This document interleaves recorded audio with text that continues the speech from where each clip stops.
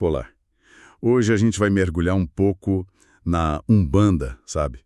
Essa religião que é tão brasileira.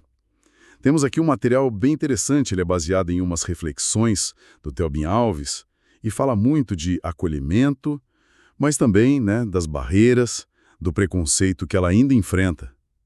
Então, a nossa ideia aqui é tentar entender essa mensagem principal de aceitação que a Umbanda parece ter e, ao mesmo tempo, investigar um pouco as raízes da desinformação, da rejeição, tudo pela ótica dessa fonte que a gente tem.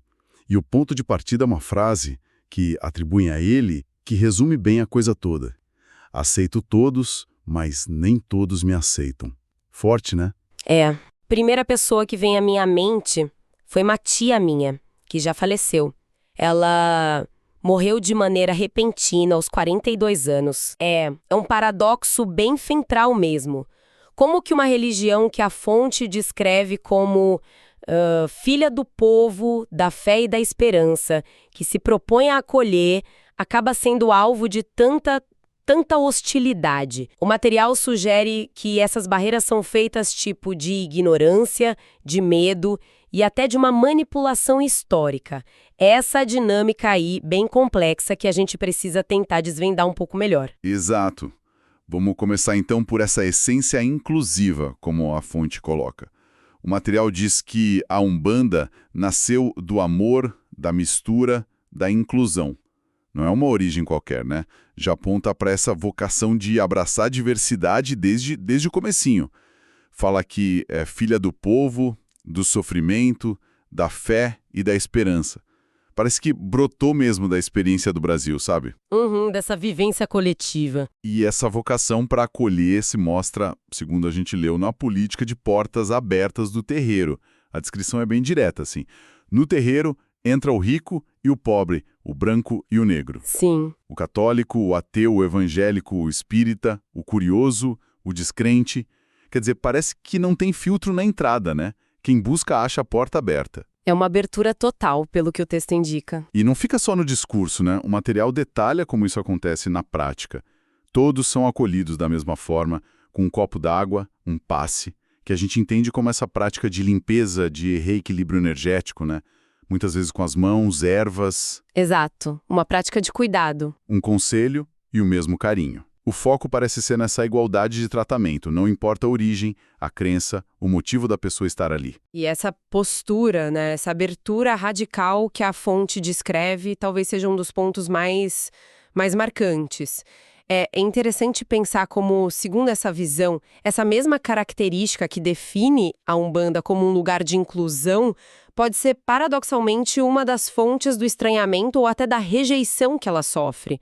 A ideia de aceitar todos, assim, na prática, pode acabar desafiando umas noções mais rígidas de pertencimento ou de verdade única, sabe? Faz sentido.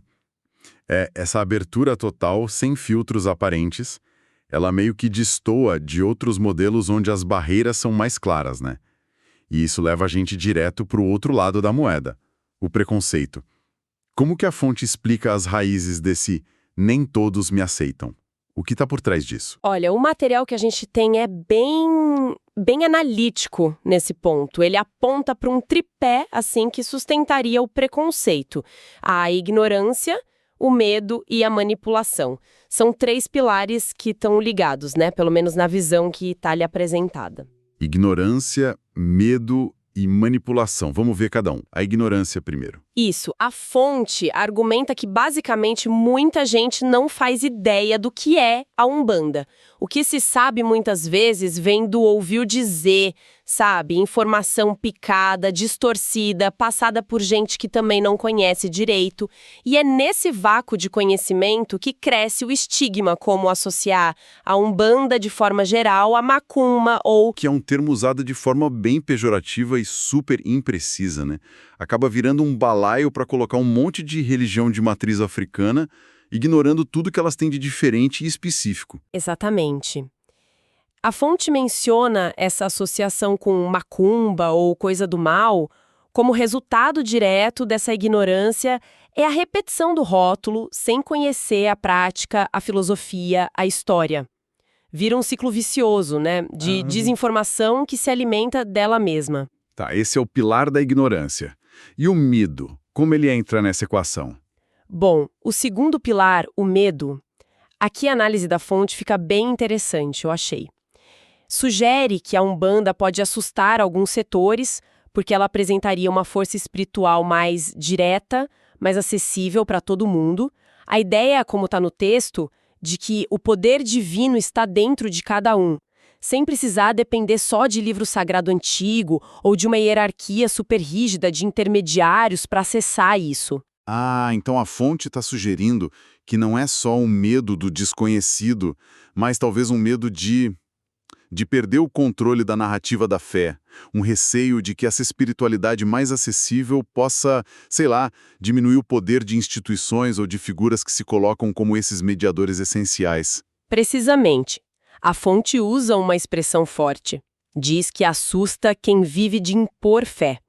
A sugestão é essa mesma. Um modelo espiritual que, empodera o indivíduo na sua conexão com o sagrado pode ser visto como ameaça por estruturas que dependem de manter essa mediação centralizada, controlada. É um medo ligado à perda de autoridade, talvez, de influência sobre o rebanho, digamos assim. Entendi. Complicado. E o terceiro pilar, a manipulação. O que a fonte diz sobre isso? E o terceiro, a manipulação. E aí a fonte toca num ponto histórico bem delicado. A argumentação é que existiu ao longo do tempo um processo meio que ativo, sabe? De ensinar a desvalorizar tudo que tivesse origem preta, africana, indígena ou popular aqui no Brasil. Essas expressões culturais, religiosas, teriam sido rotuladas sistematicamente como erradas, inferiores, primitivas. Nossa, essa ideia de manipulação histórica é muito forte. A fonte chega a detalhar como isso teria acontecido. Por quais caminhos? O material não entra em detalhes específicos dos mecanismos, se foi pela escola, pela mídia, pelo discurso religioso dominante da época, mas foca na consequência, a criação de uma narrativa principal que marginalizava essas outras expressões. Se a gente conecta isso com a história do Brasil, dá para perceber como essa desvalorização serviu para manter hierarquias sociais, raciais. A fonte argumenta que essa construção do errado foi de propósito, para apagar ou subjugar essas raízes culturais. E vai além, né? Afirma que foi justamente dessas origens populares, africanas, indígenas, que nasceu o sagrado mais puro deste país. É uma inversão total daquela narrativa de inferioridade. É bem forte isso. Cara, é uma perspectiva muito contundente. Mostra como o preconceito não seria só fruto do acaso ou de uma ignorância passiva, mas também de uma construção ativa, histórica, com interesses por trás. E diante desse cenário todo de rejeição alimentada por ignorância, medo e essa manipulação histórica, como que a fonte descreve a resposta da Umbanda? Qual a postura dela, filosofia de ação? Olha, aqui a descrição da fonte é muito bonita, eu achei. E, de novo, conecta com aquela ideia do acolhimento lá do início. O texto diz assim: a Umbanda não condena, ela entende. Não julga, ela acolhe. Não impõe, ela mostra. Essa sequência entender, acolher, mostrar parece definir uma abordagem radicalmente diferente da condenação, do julgamento, da imposição, que a gente vê às vezes em outras interações, né? Religiosas ou sociais. Aceito todos, que a gente falou no começo, não acha?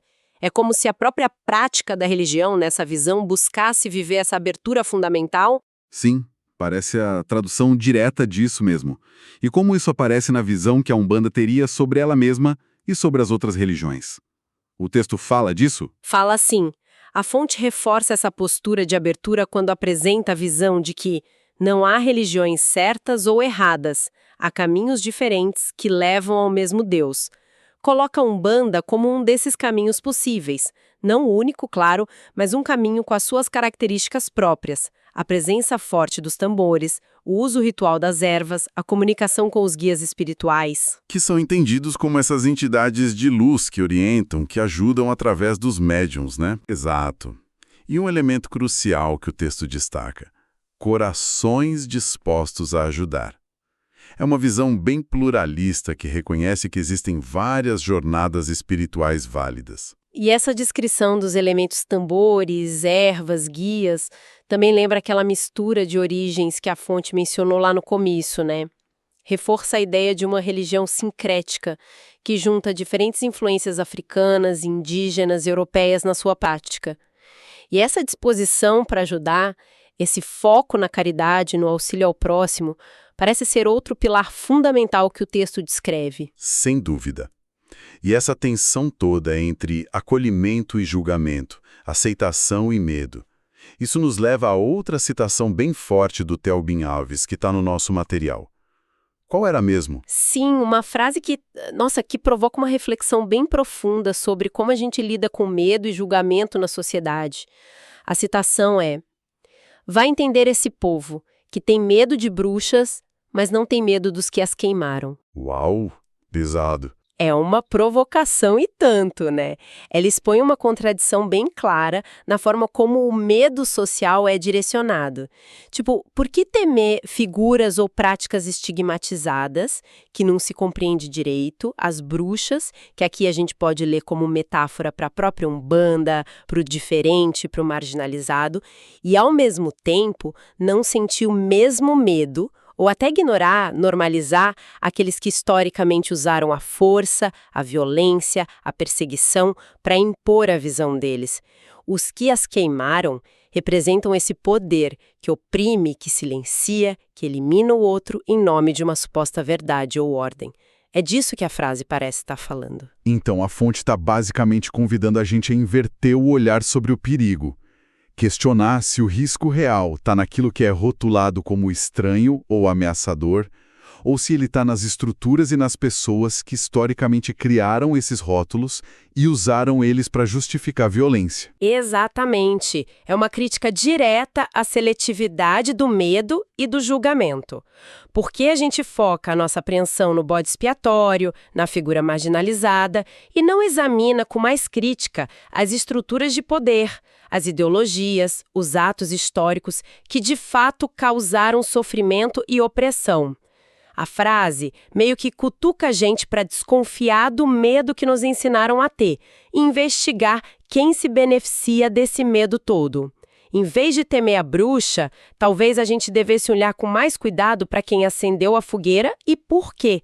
Essa análise pode revelar muito sobre as dinâmicas de poder e exclusão na sociedade, né? Nossa, isso amplia muito a reflexão, realmente. Então, tentando amarrar os pontos dessa nossa exploração aqui, baseada nessas reflexões do Theobin Alves. A gente viu a Umbanda descrita como esse espaço de inclusão quase radical, né? De portas abertas, uma religião que nasce da mistura, do sofrimento e da experiência do povo brasileiro, bem resumida na ideia do aceito todos. Por outro lado, a gente analisou o preconceito que ainda existe, o nem todos me aceitam, que a fonte atribui àquela combinação potente de ignorância, a falta de conhecimento que abre brecha para o estigma. Sim. Medo, principalmente aquele receio da espiritualidade acessível, que desafiaria intermediários e hierarquias. Certo. E uma manipulação histórica, a desvalorização de propósito das raízes culturais populares, africanas e indígenas. Perfeito. Esses 3 pontos. E como resposta a isso tudo, a filosofia da Umbanda que o material apresenta é a de não condenar, mas entender, não julgar, mas acolher, não impor, mas mostrar. Uma filosofia que casa com a visão pluralista de que existem múltiplos caminhos válidos para o sagrado. Exato. E essa jornada toda pela perspectiva da fonte deixa a gente com um pensamento final, né? Talvez uma extensão daquela provocação sobre as bruxas e quem as queimou. Se o medo do diferente, que é alimentado pela ignorância e por narrativas históricas de exclusão, pode levar à rejeição de uma prática religiosa como a Umbanda, como o material sugere, Sim. fica a reflexão. Quantos outros medos que circulam por aí hoje na nossa sociedade, medo de outras culturas, de imigrantes, de novas famílias, de ideias que desafiam o jeito que as coisas são, não são também, em alguma medida, fruto dessa mesma dinâmica, alimentados por desinformação, por ecos de narrativas de exclusão que a gente aprendeu a não questionar? Boa pergunta. E mais importante ainda, quando a gente foca nesses medos, o que será que a gente deixa de ver?